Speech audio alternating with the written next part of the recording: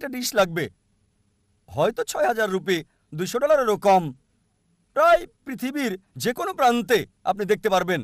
সুতরাং আমরা শান্তির বাণী, ইসলামের এই বাণী প্রচার করছি পুরো পৃথিবীতে। আর আমি চাই বোন আপনি এই শান্তির বাণী গ্রহণ করবেন। জি স্যার, ধন্যবাদ। হ্যাঁ, এখন প্রশ্ন করুন বাম দিক থেকে। আমি নন্দগোপাল, পেশায় সাংবাদিক। আমার প্রশ্ন হলো, অধিকাংশ ধর্মে ঈশ্বরের ধারণা আর সাদৃশ্য ইত্যাদি খোঁজার পরেও কেন কোনো শান্তি আসছে না? কেন পারস্পরিক সহনশীলতা আসছে না এসব ধর্মগুলোর মধ্যে? কিভাবে এসব বন্ধ করা যায়? স্বাভাবিকভাবে সহজ মনে হলেও আসলে কিন্তু কঠিন। কিন্তু আপনি একটা দৃষ্টিকোণ থেকে বলতে পারেন কিভাবে এটা থামানো যায় ব্যক্তি পর্যায়ে? ভাই খুব সুন্দর প্রশ্ন করলেন। এত মিল, এত সাদৃশ্য, এত একত্ব থাকা সত্ত্বেও পৃথিবীর বিভিন্ন ধর্মগুলোর মধ্যে কেন এত শত্রুতা?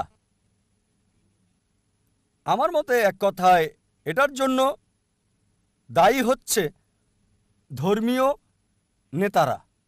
এজন্য আমি বলি, যদি আপনার ধর্মকে জানতে চান আপনার ধর্মগ্রন্থে আপনি ফিরে যান। কিন্তু দুঃখজনক হলো ধর্মপুত্ররা নিজেদের প্রভাবকে ধরে রাখতে চায়।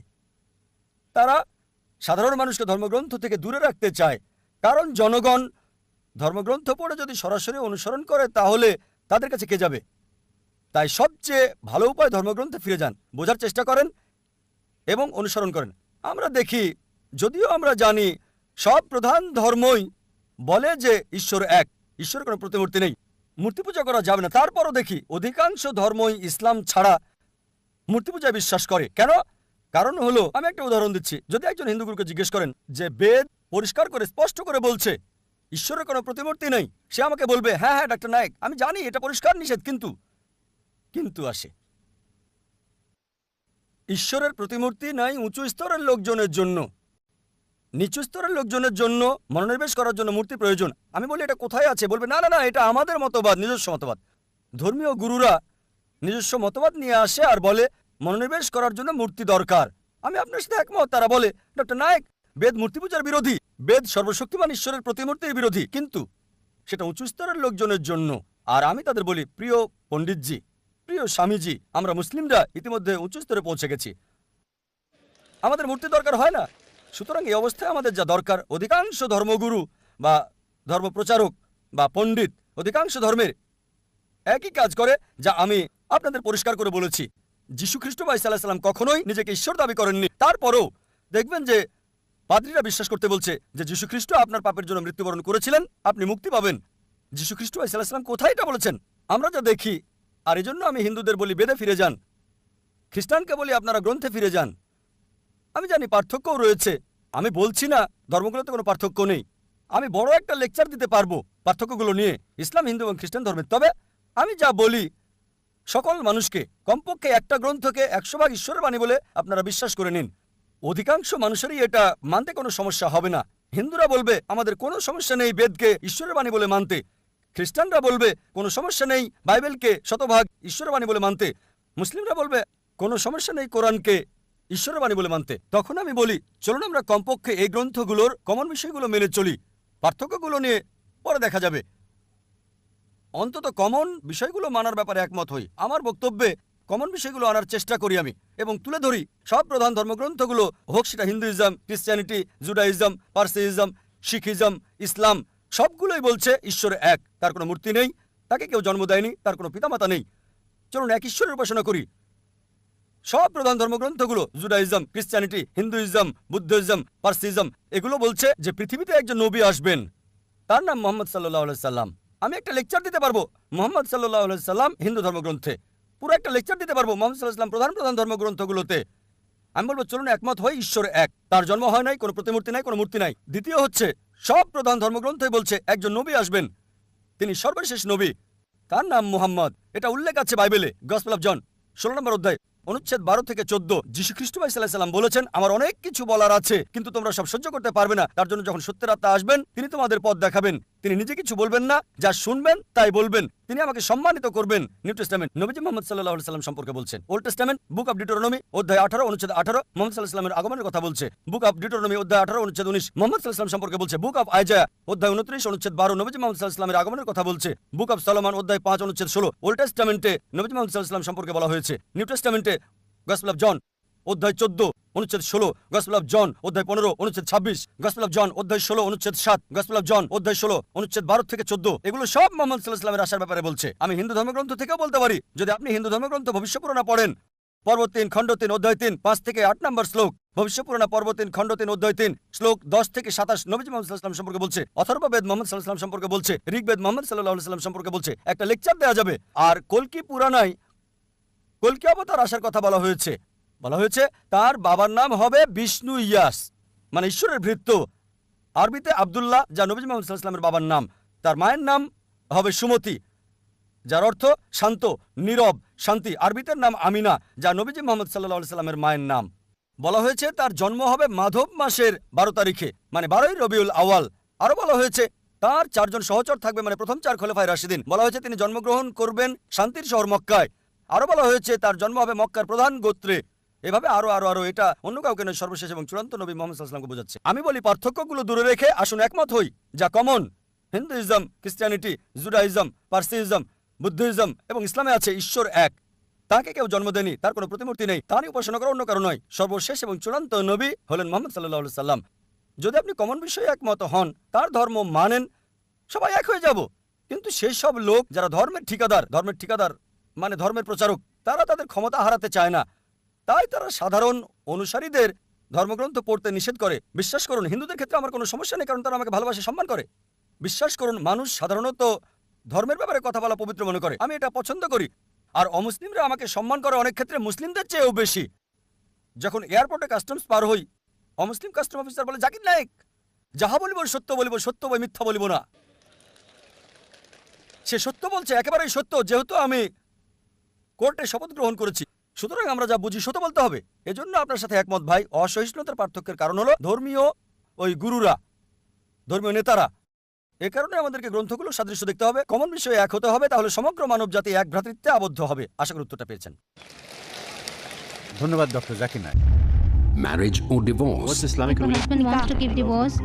Solution or problem? Joint family system. Heaven or hell? Big fat idiots have become the norm. You choose. Beauty, wealth, family status, virtue. Decide what you want. Decide your choice. Be sad or be happy. It's your choice. Join Dr. Zakir Naik. দেখুন অর্ধাঙ্গিনী না তিক্তাঙ্গিনী। হ্যাঁ, এখন আমার বাম দিকের পেছনে mic থেকে একটা প্রশ্ন নিচ্ছি। আমার নাম পাস্কেল। আমি একজন শিক্ষক। আমি একজন খ্রিস্টান। আপনার কথাই বলছি। আপনি ইংরেজি অনুদিত গসপেলের সাথে একমত, যা আমরা খ্রিস্টানরা বিশ্বাস করি। আমি এগুলোর উদ্ধৃতি দিচ্ছি। 1 নম্বর, 4টি গসপেলে যখন যিশু দীক্ষা নিয়ে বেরিয়ে আসলেন, স্বর্গ থেকে একটা শব্দ হচ্ছিল, এ আমার প্রিয় পুত্র, আমি তার উপর সন্তুষ্ট, তাকে মানো। একইভাবে 2 নম্বরে আছে, মাউন্ট টাবুরে তাকে পবিত্র করা হলো, তার মুখমণ্ডল সূর্যের মতো দেখাচ্ছে, স্বর্গ থেকে শব্দ বেরিয়ে আসছে, এ আমার প্রিয় সন্তান, আমি তার উপর সন্তুষ্ট, তোমরা তার কথা শোনো। অনেক সময় তিনি শয়তানকে তাড়াতেন। তারা মানুষের কাছে এসে বলতো, হে ঈশ্বরের সন্তান, কেন আমাদের অত্যাচার করছো সময়ের আগে? আবার বড় যাজকের সামনে যাজক যখন তাকে বলল, মহাপ্রভুর শপথ, তাকে বললাম, তুমি কি ঈশ্বরের পুত্র? তখন যিশু বলল, তুমি এটা বলছো। আর যাজক 5 নম্বর অনুচ্ছেদ বলছে, প্রধান যাজক যখন তারা যিশুকে অভিযুক্ত করলো, পিলোটের সামনে বলল, এই লোকটি বলছে সে ঈশ্বরের পুত্র, ধর্মমতে সে অভিকে ক্রুশবিদ্ধ করতে চায়। পিলোট এটা জানতেন না, সেজন্য তারা যিশুকে ক্রুশে চড়াতে চাইলেন। তাহলে সে নিজেকে ঈশ্বরের পুত্র দাবি করেছিল, যদিও সে সরাসরি বলেনি আমি ঈশ্বরের পুত্র, পরোক্ষভাবে বলেছে। ধরুন আপনি ডাক্তার জাকির নায়েক, আপনি এমবিবিএস ডাক্তার, আর আপনি বললেন, হ্যাঁ ভাই আপনি বলেছেন, এর মানে এই নয় আপনি নিজে বলেছেন আমি ডাক্তার জাকির নায়েক এমবিবিএস। একইভাবে যদিও যিশু নিজে বলেননি আমি ঈশ্বরের পুত্র, তিনি সম্মতি দিয়েছেন, সম্ভবত ভদ্রতার খাতিরে তিনি বলেননি আমি ঈশ্বরের পুত্র। আবার আরেকটি উদাহরণ, ভাই আপনার প্রশ্ন ইতিমধ্যে 5টা অনুচ্ছেদের উদ্ধৃতি দিয়েছেন, কোনোটারই রেফারেন্স বলেননি। না না, আমি এটার জন্য প্রস্তুত না, তাই আর বলছি না। আমি রেফারেন্সটা বলে দেবো, কোনো সমস্যা নেই, আমি রেফারেন্সটা বলে দেবো, আপনাকে সাহায্য করবো ভাই, আমি আপনাকে সাহায্য করতে চাই ভাই, কোনো সমস্যা নেই। আপনার প্রশ্নটা কি? আপনি কি এই 5টা অনুচ্ছেদ বলে বোঝাতে যাচ্ছেন যিশু ঈশ্বর দাবি করেছিলেন? হ্যাঁ। ঠিক আছে, আমি উত্তর দিচ্ছি। আমার চ্যালেঞ্জ ছিল একটা মাত্র স্পষ্ট বক্তব্য বের করে দেখান পুরো বাইবেল থেকে যেখানে যীশুখ্রিস্ট ভাই সাল্লাল্লাহু আলাইহি সাল্লাম নিজে বলেছেন আমি ঈশ্বর, অথবা বলেছেন আমার উপাসনা করো, আমি খ্রিস্টান ধর্ম গ্রহণ করতে প্রস্তুত। একটা মাত্র বক্তব্য দেখাতে পারেন নাই, স্পষ্টভাবে বলা সম্পূর্ণ বাইবেল থেকে, যেখানে যীশুখ্রিস্ট ভাই সাল্লাল্লাহু আলাইহি সাল্লাম নিজে বলেছেন আমি ঈশ্বর অথবা আমার উপাসনা করো। এখানেই বাইবেল আছে। আর এটা কিং জেমস ভার্সন। যেহেতু আপনি একজন শিক্ষক, আপনি প্যাস্টর হতে পারেন। আপনি কি প্যাস্টর? না না না, আমি আপনি একজন শিক্ষক? শিক্ষক। আমি খ্রিস্টান ধর্মের একজন প্রকৃত আচ্ছা, বিশ্বাসী। ঠিক আছে। রেড লেটার নামে এক ধরনের বাইবেল আছে যেখানে যিশুর কথাগুলো লাল করা আছে। আপনি 5টি বিষয় উল্লেখ করেছেন, আর এগুলোকে 2 ভাগে ভাগ করা যায়। প্রথম, আপনি এলোমেলো উদ্ধৃতি দিলেন আর সঠিকভাবে উদ্ধৃতি দিলেন না। যা বলতে চেয়েছেন সেটা হচ্ছে গসপেল অফ জন 3 নম্বর অধ্যায় অনুচ্ছেদ 16 বলা আছে ঈশ্বর পৃথিবীকে এত ভালোবাসলেন একমাত্র ওরসজাত সন্তানকে দিয়ে দিলেন। তোমাদের কেউ যদি তাকে বিশ্বাস করে তার মৃত্যু হবে না, চিরস্থায়ী জীবন পাবে। এটা 4 গসপেলেই নাই, এটা আছে গসপেল অফ জন 3 নম্বর অধ্যায় অনুচ্ছেদ 16। এগুলো লিখে রাখেন, পরে চেক করে দেখবেন। গসপেল অফ জন 3 নম্বর অধ্যায় অনুচ্ছেদ 16। ঈশ্বর পৃথিবীকে এত ভালোবাসলেন যে নিজের সন্তানকে উৎসর্গ করলেন, যে কেউ তার উপর বিশ্বাস করবে সে মরবে না, চিরস্থায়ী জীবন পাবে। আবার আপনি উদ্ধৃতি দিলেন 5ম বার শেষ দিকে যে যীশুখ্রিস্ট বলেছেন তিনি ছিলেন ঈশ্বরের সন্তান। আপনি বলেছেন, আপনি কি জানেন বাইবেলে ঈশ্বরের পুত্র এ কথাটা অসংখ্যবার বলা আছে। যদি আপনি বাইবেল পড়েন, আদম ছিলেন ঈশ্বরের পুত্র, আল্লাহ তাকে শান্তিতে রাখুন। ইব্রাহিম ছিলেন ঈশ্বরের পুত্র, ইসরাইল ছিলেন ঈশ্বরের পুত্র। আপনি যদি রোমান্স পড়েন 8 নম্বর অধ্যায়ে বলা আছে তারা সকলেই যারা ঈশ্বরের আত্মার দ্বারা পরিচালিত তারা সকলে ঈশ্বরের পুত্র। আপনি যদি ঈশ্বরের দূত হন আপনি ঈশ্বরের পুত্র, যদি আমি ঈশ্বরের দূত হই আমি ঈশ্বরের সন্তান বাইবেল অনুসারে। কিন্তু তারা বলে না না না না না, যীশু খ্রিস্ট স্বাভাবিক সন্তান না, তিনি ঔরসজাত সন্তান। এবার আপনার শেষ প্রশ্ন ঈশ্বরের পুত্রের ব্যাপারে। বাইবেলে অসংখ্য ঈশ্বরের পুত্রের উল্লেখ আছে। আদম ঈশ্বরের পুত্র, ইব্রাহিম ঈশ্বরের পুত্র, ইসরায়েল ঈশ্বরের পুত্র। যারা ঈশ্বরের আত্মার সাহায্যে পরিচালিত তারা ঈশ্বরের পুত্র। কিন্তু খ্রিস্টান মিশনারিরা বলে না না না, যীশু খ্রিস্ট স্বাভাবিক পুত্র না। আসুন আপনার প্রথম প্রশ্নে, তিনি ঈশ্বরের ঔরসজাত সন্তান। তারপর তারা বলে যা আপনি বলেননি, আমি আপনাকে সাহায্য করছি। গসপেল অফ জন 3 নম্বর অধ্যায় অনুচ্ছেদ 16। ঈশ্বরের পৃথিবীকে এত ভালোবাসলেন যে নিজের সন্তানকে উৎসর্গ করলেন, যে কেউ তাকে বিশ্বাস করবে সে মরবে না, চিরস্থায়ী জীবন পাবে। ভাই, আপনি কি বিগটন শব্দের অর্থ জানেন? বিগটন শব্দের অর্থটা কি? না, বিগটন শব্দটার অর্থ কি? বিগটেন মানে এটা না যা আপনি বুঝেছেন। এটা মানে আমি এটা আপনাকে হতে পারে জিজ্ঞেস না। করছি বিগটেন শব্দটার অর্থ কি? হ্যাঁ, আমি জানি বিগটন শব্দের অর্থ কি। বিগটেন শব্দের 2টো অর্থ রয়েছে। যখন মানবজাতির বিষয়ে বলেন সে বিগটেন মানে তার রক্তমাংসের পুত্র। যখন ঈশ্বর বিগটেন বলেন তার মানে এটা কাউকে বোঝায় না, তাকে জন্ম দেয়া। এর মানে হলো গভীর সম্পর্ক পিতা এবং পুত্রের মাঝে, এটাই যথেষ্ট। যদি বলেন পুত্র, আমি বলি ধরেন কেউ এখানে আসলো আর আমি বললাম হে আমার পুত্র, সে কিছু মনে করবে না কারণ তার অল্প বয়স। যদি আমি বলি যে পুত্র এখানে আসো, সে আসবে। যদি বলি বিগটন স্থান এখানে আসো, সে আমার গালে চড় মারতে পারে। এই অভিযোগ করে যে নাউজুবিল্লাহ আমার দৈহিক সম্পর্ক তার মার সাথে। ঠিক যদি একটা ছোট বালককে বলি বিগটন স্থান, বা একটা যুবককে হতে পারে 23 বছরের, আমি 40-এরও বেশি, যদি বলি বিগটন স্থান এখানে আসো, সে হয়তো আমার গালে চড় মারতে পারে। কেন? বিগটন মানে ঈশ্বরের দ্বারা সায়ার, সায়ার মানে নিম্নজাতের প্রাণীর যৌন ক্রিয়া সম্পর্কিত। আর এ কারণেই যদি আপনি রিভাইজড স্ট্যান্ডার্ড ভার্সন বাইবেলটা পড়েন, সংস্করণ করেছে 32 জন উচ্চ পদস্থ খ্রিস্টান পণ্ডিত, যাদের সমর্থন করেছে 50টি খ্রিস্টান চার্চ। তারা বলেছে বিগটন শব্দটি গসপেল অফ জন অধ্যায় 3 অনুচ্ছেদ 16 হচ্ছে অসার কথা, একটা মিশ্রণ, একটা প্রতারণা, এবং তারা এটাকে বাইবেল থেকে বাদ দিয়েছে। আপনি কি জানেন? যদি রিভাইজড স্ট্যান্ডার্ড ভার্সন বাইবেল পড়েন, যেটা সবচেয়ে বেশি বিকৃত, সংস্করণ করেছে 32 জন উচ্চ পদস্থ খ্রিস্টান বিশেষজ্ঞ, যাদেরকে সহায়তা করেছে 50টি বিভিন্ন খ্রিস্টান মিশনারি। তারা বলেছে এই বিগটন শব্দটি হচ্ছে অসার কথা, একটা মিশ্রণ, একটা প্রতারণা, এজন্য এই বিগটন শব্দটা তারা বাদ দিয়েছে। সুতরাং যদি বলেন পুত্র, তবে ঈশ্বরের পুত্র আছে বাইবেলে অসংখ্য। সুতরাং আপনার প্রথম এবং শেষ প্রশ্নের উত্তর আমি দিয়েছি। এবার আসুন আপনার দ্বিতীয় এবং তৃতীয় প্রশ্নে। বলেছেন তিনি শয়তানকে তাড়ান। পুরো উদ্ধৃতি দেন। আপনি পুরো বাক্যটা বলেননি, আমি আমার লেকচারে বলেছি। গসপেল অফ ম্যাথিউ অনুযায়ী অধ্যায় 12 28 নম্বর অনুচ্ছেদ তিনি বলেছেন আমি শয়তানকে তাড়িয়ে দিই ঈশ্বরের আত্মার সাহায্যে। গসপেল অফ লুক অধ্যায় 11 অনুচ্ছেদ 20 আমি শয়তানকে তাড়াই ঈশ্বরের আঙুলের সাহায্যে। এখানে বলছে না যে তিনি একা করেন, তিনি এটা করেন ঈশ্বরের সাহায্যে। এর মানে এই নয় যে তিনি ঈশ্বর। এই সবগুলো অনুচ্ছেদ যা আপনি বলছেন স্পষ্ট করে বলছে যে তিনি হচ্ছেন ঈশ্বরের দূত, তিনি নিজে ঈশ্বর ছিলেন না। এ কারণেই আমি চ্যালেঞ্জ করেছি আপনি পুরো বাইবেলে একটা মাত্র অনুচ্ছেদ দেখান যেখানে স্পষ্ট করে বলা যীশু খ্রিস্ট বা ঈসা আলাইহিস সালাম নিজে বলেছেন যে আমি ঈশ্বর, বা তিনি বলেছেন আমার উপাসনা করো, আমি খ্রিস্টান ধর্ম গ্রহণ করতে প্রস্তুত আছি। যীশু কোথাও কখনো বলেননি যে শুধু যদি আমি বলি পুত্র এখানে আসো, এর মানে এই নয় যে আমার ঔরসজাত সন্তান। ঠিক একইভাবে যদি আপনি আমাকে বলেন যে আমি আপনাকে ডাক্তার জাকির নায়েক বলে ডাকবো, ঠিক, আর যদি আমি আপত্তি না করি যে না এটা সঠিক হতে পারে, ভুলও হতে পারে, লোকজন বলে ডাক্তার জাকির নায়েক একজন বিশেষজ্ঞ, আমি নিজেকে মনে করি না বিশেষজ্ঞ, আমি একজন জ্ঞানের ছাত্র হিসেবে নিজেকে চিন্তা করি। সুতরাং লোকজন আমাকে যদি বিশেষজ্ঞ বলে আর আমি নীরব থাকি, তার মানে এই নয় যে আমি গ্রহণ করছি। তারা আমাকে বিশেষজ্ঞ হিসেবে বিবেচনা করে, আমি নিজেকে বিবেচনা করি না। সবসময় নিজেকে জ্ঞানের একজন ছাত্র হিসেবে উল্লেখ করে থাকি, তালবে ইলম। সুতরাং আপনি বাইবেল থেকে যা উদ্ধৃতি করেছেন, বাইবেলের যেখান থেকে করেন রেড লেটার হতে হবে। রেড লেটার মানে যীশু খ্রিস্ট আলাইহিস সালামের কথা। একটা মাত্র বক্তব্য দেখান, স্পষ্ট অনুচ্ছেদ পরিষ্কার করে বলা পুরো বাইবেল থেকে, যেখানে যীশু খ্রিস্ট আলাইহিস সালাম নিজে বলেছেন যে আমি ঈশ্বর বা আমার উপাসনা করো, আমি খ্রিস্টান ধর্ম গ্রহণ করতে প্রস্তুত। ডাক্তার জাকির নাইক, আমার নাম নরেশ। বিকম পাশ করেছি আমি, আর ফিল্ম ইন্ডাস্ট্রিতে চাকরির চেষ্টা করছি। আর আমার প্রথম প্রশ্ন হলো মানব বিবর্তন নিয়ে। মানব বিবর্তন নিয়ে কোরআন কি বলছে? কারণ একজন মানুষ, স্বাভাবিকভাবে চিন্তা করুন, আদম এবং ইভ প্রথম মানুষ, মানে মানব বিবর্তনের কারণ। যদি সেই দিক থেকে ভাবেন, এখন আদম আর ইভ তিনি আমাদের আদি আদি আদি আদি পিতা, আর বলতে পারি আমরা পুত্র আর কন্যার ন্যায় তাদের। তাহলে কিভাবে আমরা নিজেরা আপন ভাই বোনদেরকে বিয়ে করছি? ভাই প্রশ্ন করলেন যে বিবর্তন সম্পর্কে কোরআন কি বলছে। আমরা এসেছি একটি কমন উৎস, আদি আদি আদি পিতামাতা আদম ইব থেকে। তিনি বিবর্তনবাদ সম্পর্কে বলছেন না, এটা সৃষ্টি সম্পর্কে।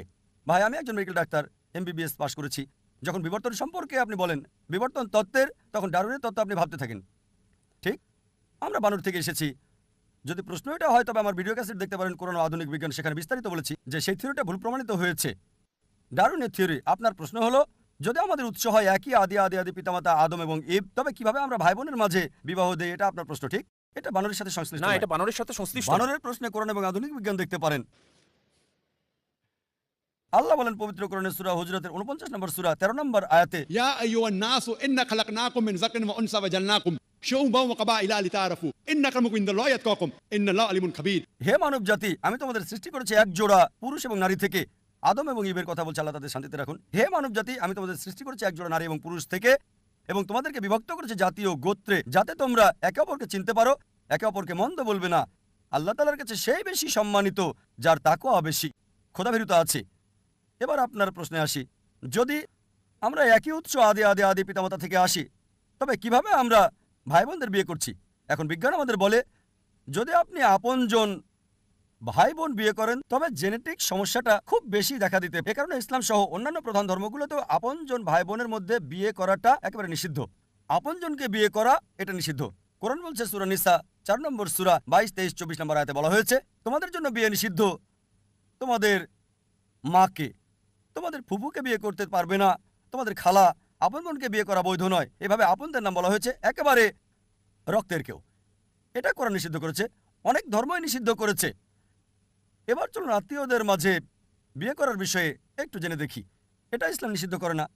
তৃতীয়, চতুর্থ, পঞ্চম স্তরে অধিকাংশ ধর্ম নিষিদ্ধ করে না, কিন্তু কিছু ধর্ম আপন চাচাতো ভাই বোনের মধ্যে নিষিদ্ধ করেছে। বর্তমান সময়ে বিজ্ঞান আমাদের বলে যে যদি আপনজনদের মধ্যে বিয়ে হয় তাহলে ভাই বোন, ফুফু, খালা, জেনেটিক সমস্যার সম্ভাবনা অনেক বেশি থাকবে। আর যদি এমন হয় যে চাচাতো ভাই বোনের মধ্যে, তখন সম্ভাবনাটা কম থাকে, তবে আছে। তৃতীয়, চতুর্থ আর পঞ্চম স্তরে কোনো সমস্যা নেই।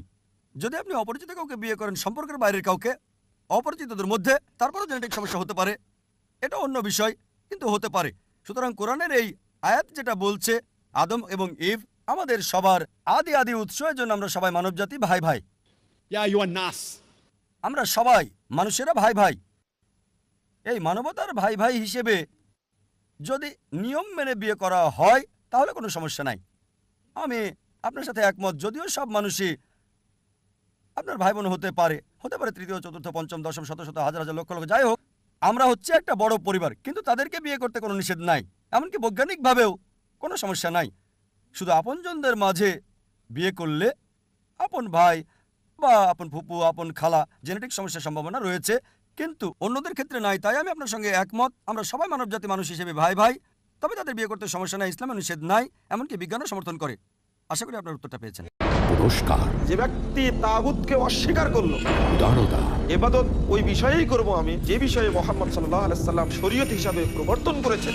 ভালো খবর, তারা এই পৃথিবীতে এবং কিয়ামতের মাঠে নিরাপত্তা পেয়ে গেল। ওহুম মুহতাদুন, আর তারাই হলো হেদায়েত প্রাপ্ত। মুজাফফর বিন মুহসিন, তোমরা শক্ত করে ধরো হাবলুল্লাহটাকে, এটাই হলো ইসলাম, এটাই হলো দ্বীন, এটাই হলো শরীয়ত। মুমিনদের জন্য যা মহান আল্লাহ পছন্দ করেন।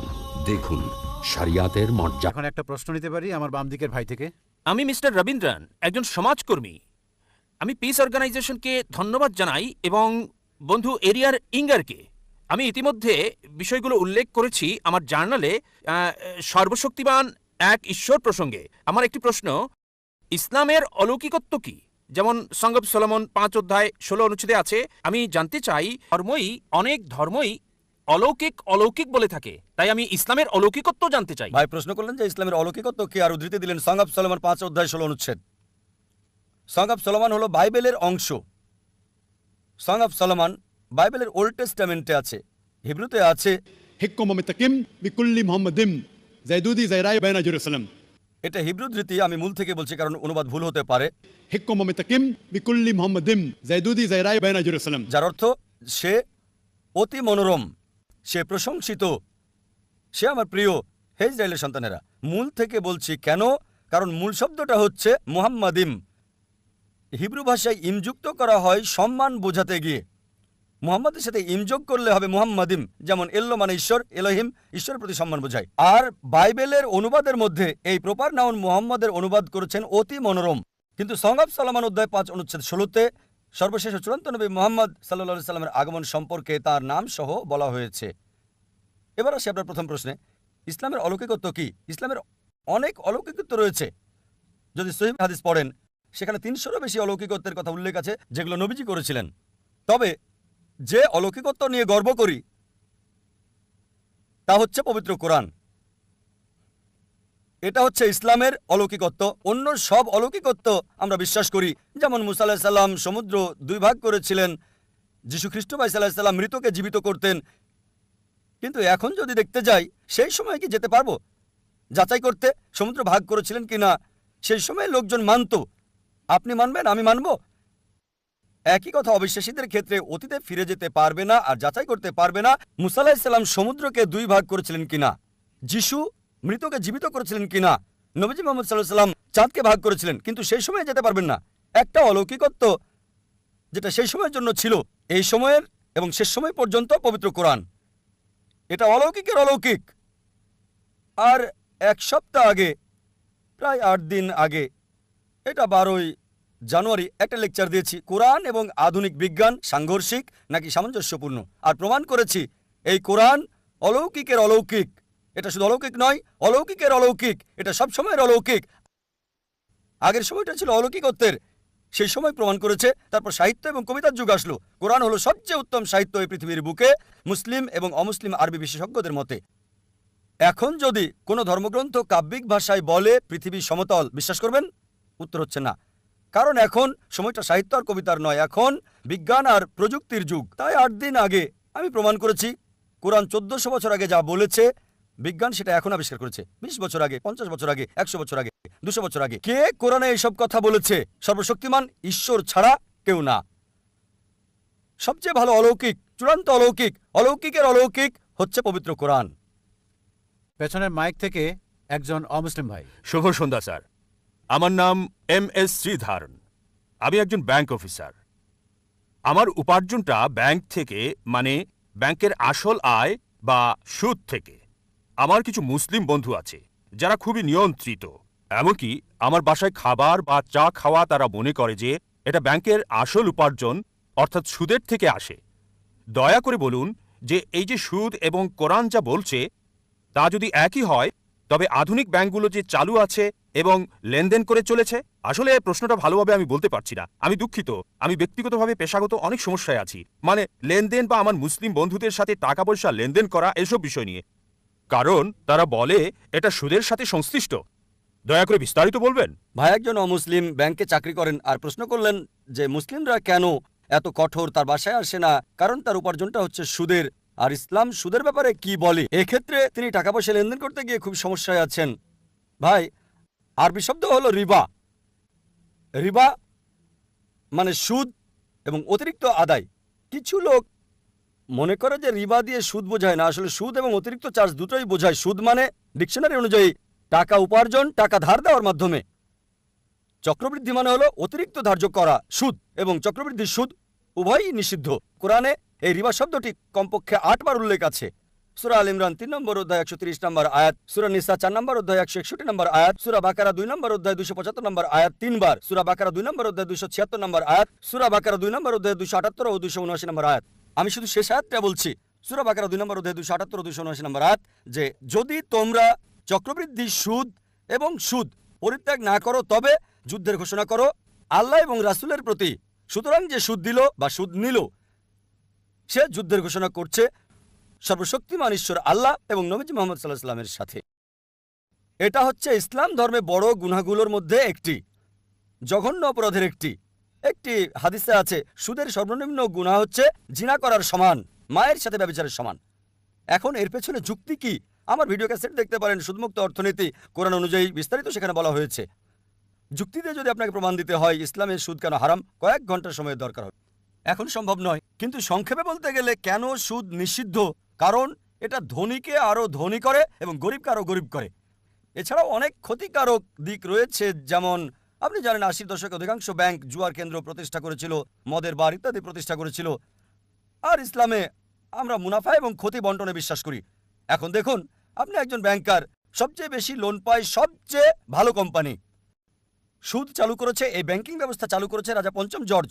রাজা পঞ্চম জর্জ আসল দায়ী হচ্ছে সে। অতীতে এমনটা ছিল না, কিন্তু বর্তমানে ধনীরা আরও ধনী হচ্ছে।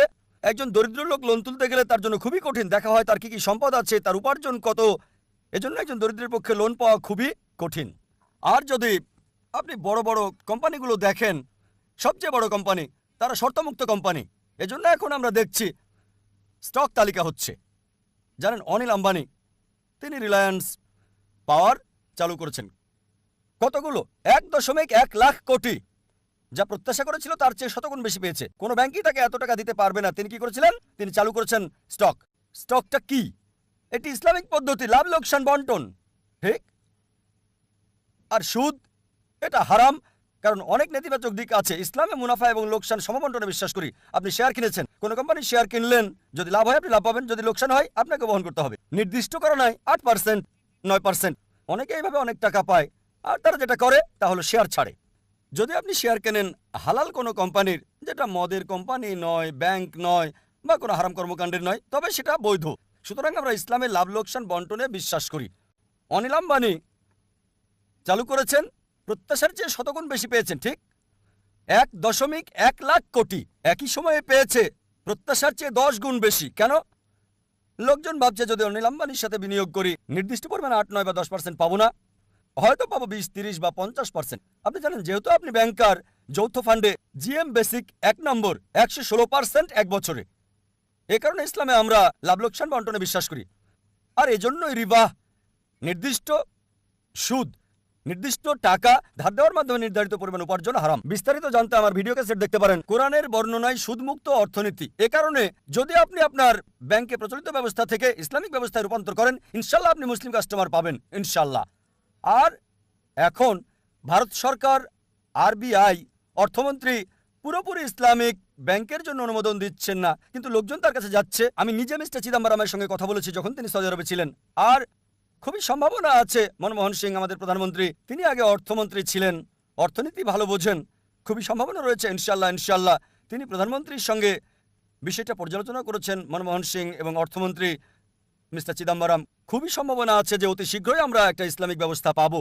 আর আপনি কোনো ইসলামিক ব্যাংক দেখে তাতে যুক্ত হন। এই কারণে আপনি দেখবেন সিটি ব্যাংক ইসলামিক ব্যাংকিং চালু করেছে, এইচএসবিসি ইসলামিক ব্যাংকিং চালু করেছে, অধিকাংশ আন্তর্জাতিক ব্যাংকেই ইসলামিক ব্যাংকিং চালু করেছে। কেন?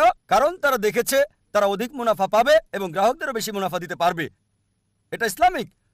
সুতরাং যদি আমরা শরিয়া মানি, পবিত্র কোরআন এবং সহিহ হাদিস মানি, আপনি উপার্জন করতে পারবেন, অন্য কেউ সুযোগ করে দিতে পারবেন। আশা করি উত্তরটা পেয়েছেন। একটি পরিকল্পিত আলোচনা, জন্ম নিয়ন্ত্রণ চিন্তাধারা কতটা ইসলামের সাথে সংগতিশীল, মানবতার কল্যাণের জন্য। তারা নিজ দেশে বলছে সন্তান বাড়াও, অপরদিকে মুসলিম দেশগুলিতে জনসংখ্যা কমানো যায় এর পুরস্কার ঘোষণা করছে। উন্নতি সাধনের জন্য কোরআন হাদিসের জ্ঞান মানুষের যখন থাকে না, তখনই মানুষ এই পদক্ষেপ নেয়। এটার অনেকগুলো দিক রয়েছে। ডক্টর আব্দুল্লাহ জাহাঙ্গীর, আব্দুর রাজাক বিন ইউসুফ, শেখ শাহিদুল্লাহ খান মাদানী, মুফতি কাজী মোহাম্মদ ইব্রাহিম, জাহাঙ্গীর আলম। সর্বশেষ ও চূড়ান্ত ধর্ম ইসলাম। রিজিক দাতা মাতাও নন, পিতাও নন। মুসলমানের একটা আস্থা বিশ্বাস। গোটা বিশ্বের তিনি রব। আল্লাহ তাআলা মানব জাতিকে সৃষ্টি করেছেন, এর মূল ইউনিট হলো পরিবার। বোঝেন জীবনের বার্তা, জ্ঞানগর্ভ আলোচনার মঞ্চ। প্রশ্ন নেব, যদি এখানে কোনো অমুসলিম বোন না থাকে, ওদিকে অমুসলিম ভাই অপেক্ষা করছে। হ্যাঁ, একটা প্রশ্ন অমুসলিমদের পক্ষ থেকে। এক সময় সে আমার প্রতিবেশী ছিল, সে সব সময় জিজ্ঞেস করত। বলুন বোন। আসসালামু আলাইকুম, আমার নাম হুসনা, আমি গৃহিণী।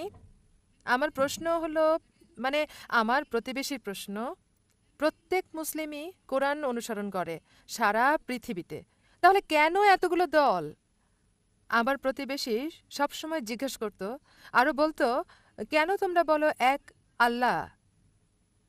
কারণ অনেক দলই আছে যারা বলছেন নামাজ আদায় করার সময় মাথা ঢাকার দরকার নাই, আর যেমন প্রথম আঙ্গুল নাড়ানো ইত্যাদি ইত্যাদি। বোন প্রশ্ন করলেন যে তার প্রতিবেশী বলছে যদি সব মুসলিম কোরআনে বিশ্বাস করে, একই গ্রন্থে বিশ্বাস করে, তাহলে এতগুলো দল কেন, বিভক্তি কেন?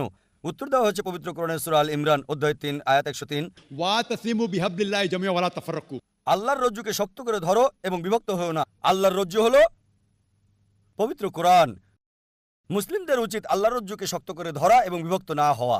যদি বিভক্তির ব্যাপারে বলেন, আল্লাহ বলেছেন সূরা আনাম অধ্যায় 6 আয়াত নম্বর 159, হে নবী, কেউ যদি ইসলামে দল উপদল তৈরি করে তার ব্যাপারে তোমার কিছু করার নেই। তাই বিভক্তি হচ্ছে ইসলামে হারাম। আমাদের সবার লেভেল একটাই, সেটা মুসলিম। এজন্য আমার লেকচারে সূরা আল ইমরান অধ্যায় 3 আয়াত 64-তে বলেছি, তাআলা বিলা কালমাতুন সাওয়াইন বাইনা বাইনাকুম আল্লা নাবুদা ইল্লাল্লাহ ওয়া লা নুশরিকা বিহি শাইয়্যান ওয়া লা ইয়াত্তাখিযা বা'দুনা বা'দান আরবাবান মিন দুনিল্লাহ ফাইন তাওয়াল্লাউ ফাকুলু শাদু বিআন্না মুসলিমুন। আমরা সাক্ষ্য বহন করি যে আমরা মুসলিম, আমরা ইসলামকে বিভক্ত করি না। ইসলামে এসবের কোনো জায়গা নেই। দুঃখজনকভাবে মানুষ কোরআন এবং সুন্নাহ থেকে দূরে সরে গেছে আর বিভক্তি সৃষ্টি করেছে ইসলামে। ইসলামে বিভক্তির কোনো চান্স নেই। বিস্তারিত জানার জন্য আমার ভিডিও ক্যাসেট দেখতে পারেন, যেটা গত পিস কনফারেন্সে শেষ দিনে দিয়েছিলাম। মুসলিম উম্মার ঐক্য এই বিষয়ে সেখানে ভালোভাবে বলা হয়েছে। আশা করি উত্তরটা পেয়েছেন। এখন আমরা শেষ প্রশ্নটি নিচ্ছি অমুসলিম ভাই থেকে। প্রথমে আমি আমার পক্ষ থেকে আন্তরিক বিনীত সম্মান জানাচ্ছি বিশ্বাসের ভাইয়ের চেয়ে মানবতার ভাইকে সুযোগ করে দেওয়ার জন্য। এটা আমার স্বাভাবিক বিনয়, আন্তরিক কৃতজ্ঞতা। আমি এটা খুবই পছন্দ করি। আমার প্রশ্ন হল, এক পৃথিবী সত্য, সবাই এটাতে একমত, এক ঈশ্বর। আমার মনে হয় সব মানুষ ধীরে ধীরে এটাও মানছেন। সুতরাং বহু ঈশ্বর যখন ছিল, অনেক ধর্মও সেখানে ছিল।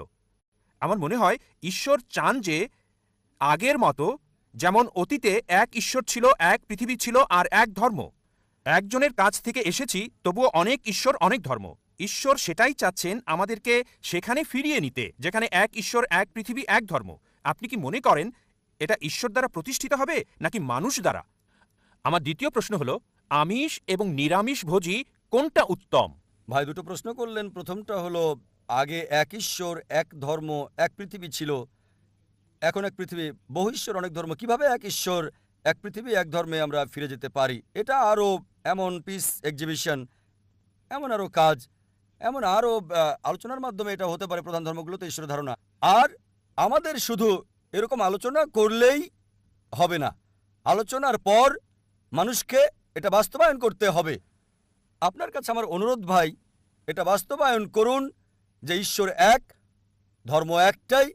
ঈশ্বর কেবল একজনই, তাকে কেউ জন্ম দেয়নি, তার কোনো প্রতিমূর্তি নেই। এই এক ধর্ম, সর্বশক্তিমান ঈশ্বরের কাছে নিজের ইচ্ছাকে সমর্পণ করার এই ধর্ম গ্রহণ করুন। এই ধর্ম গ্রহণ করেন। যদি মানেন ঈশ্বর একজন, তার কোনো প্রতিমূর্তি নেই, কেউ তাকে জন্ম দেয়নি, তিনি স্বয়ংসম্পূর্ণ, তাহলে আমরা সবাই এক হতে পারবো। অন্য